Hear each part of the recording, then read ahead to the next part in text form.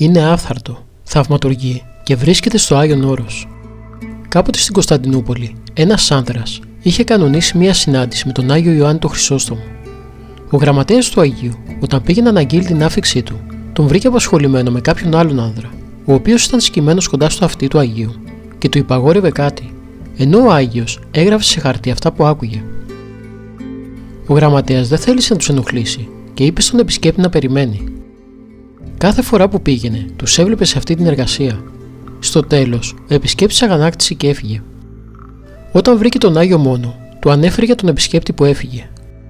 Ο Άγιος Ιωάννης τότε τον ρώτησε γιατί δεν τον πέρασε αμέσως στο γραφείο, και αυτός δικαιολογήθηκε ότι δεν ήθελε να τον ενοχλήσει στην εργασία που είχε με τον άλλον άνδρα. Ο Άγιος Ιωάννης ο Χρυσόστομος του αποκρίθηκε ότι δεν υπήρχε κανένας άλλος μέσα στο γραφείο του όλη αυτή την ώρα και ότι ήταν μόνος. Λέγεται ότι ο άνδρας αυτός ήταν ο Απόστολος Παύλος, που εκείνη την ώρα υπαγόρευε στον Άγιο Ιωάννη τον Χρυσόστομο την ερμηνεία των επιστολών του.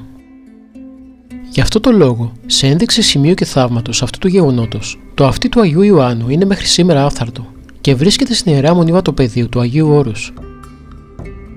Το δεξί χέρι του Αγίου Ιωάννου του Χρυσοστόμου, το οποίο έχει σχήμα ευλογίας και παραμένει και εκείνο αδιάφθορο, δηλαδή διακρίνονται το δέρμα και τα νεύρα, ευρίσκεται στην Ιερά Μονή Φιλοθέου του Αγίου Όρους και η κνήμη του Αγίου στην Ιερά Μονή Παντοκράτορος του Αγίου Όρους. Ο Άγιος Ιωάννης ο Χρυσόστομος εκοιμήθη στις 14 Σεπτεμβρίου του 407 μετά Χριστόν, στα κόμματα του Πόντου, καθώς ταξίδευε προς τον νέο τόπο της εξορίας του. Όταν το 434 μετά Χριστόν, πατριάρχης εξελέγει ο μαθητής του Άγιος Πρόκλος, παρεκάλεσε τον αυτοκράτορο Θεοδόσιο να ενεργήσει στα δέοντα, ώστε το λείψαν του μεγάλου αυτού πατέρα της Εκκλησίας να επιστρέψει στην Κωνσταντινούπολη.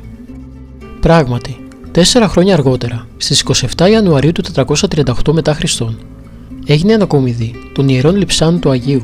Όταν όμως προσπάθησαν να σηκώσουν το σκήνημα του Αγίου, αυτό κατέστη αδύνατον, γιατί μια δύναμη τους εμπόδιζε. Αυτό έγινε γνωστό στον αυτοκράτορα, ο οποίος, αφού θαύμασε το γεγονός, κάθισε και έγραψε μια επιστολή στην οποία ζητούσε συγχώρηση από τον Άγιο για την αδικία που του είχε γίνει.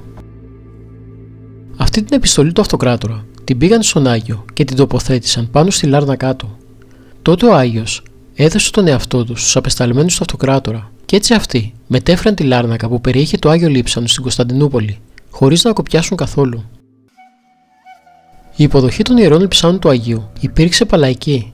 Σύσσωμος λαός, κλήρος και μοναχοί, με επικεφαλής τον αυτοκράτορα, τους αυλικούς, τη Σύγκλιτο και όλους τους άρχοντες, υποδέχθηκαν και προσκύνησαν με σεβασμό τα λείψανά του.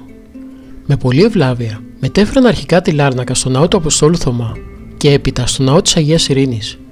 Εκεί έβαλαν το Άγιο Λείψανο πάνω στο σύνθρονο και άπαντες σε βόησαν «Απόλαβε τον θρόνο σου, Άγιε». Στη συνέχεια η λάρνακα τοποθετήθηκε σε αυτοκρατορική άμαξα και μεταφέρθηκε στον περιώνυμο ναό των Αγίων Αποστόλων. Εκεί έβαλαν το Άγιο Λείψανο πάνω στην Ιερή Καθέδρα και έγινε το θαύμα. Ο Άγιος επεφώνησε προς το λαό το «Ειρήνη πάση». Έπειτα το εναπέθησαν μέσα στο Άγιο Βήμα, κάτω από την Αγία Τράπεζα. Η σύναξη του Αγίου Ιωάννη του Χρυσοστόμου ετελείτο στον πάνσεπτο ναό των Αγίων Αποστόλων. Η Ιερά Λείψανη του Αγίου Ιωάννη του Χρυσοστόμου αφιέρωσε δια Χρυσοβούλου στη Μονή Μεγής της Λαύρας του Αγίου Όρους ο αυτοκράτορας Ιωάννης Τσιμισκής και τεμάχιο της δεξιάς χειρός ο Ανδρώνικος ο Παλαιολόγος στη Μονή Φιλοθέου του Αγίου Όρους.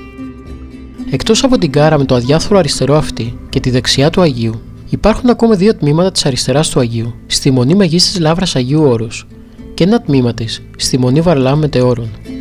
Μεγάλο τεμάχιο κτήμης και 4 τεμάχια του Αγίου βρίσκονται στη Μονή Παντοκράτορος Αγίου Όρους. Δάκτυλος του Αγίου βρίσκεται στη Μονή Δοχιαρίου Αγίου Όρους. Αδιάφθορο μέρος του Αγίου βρίσκεται στη Μονή Μεγάλου Μετεώρου. Από τμήματα του Ιερού Λειψάνου του Αγίου βρίσκονται στις Μονές Ιβύρων Αγίου Όρους, Προσούε Βρυτανίας και Κίκου Κύπρου και στη Λαύρα Αγίου Αλεξάνδρου Νεύσκη Αγίας Πετρουπόλεως.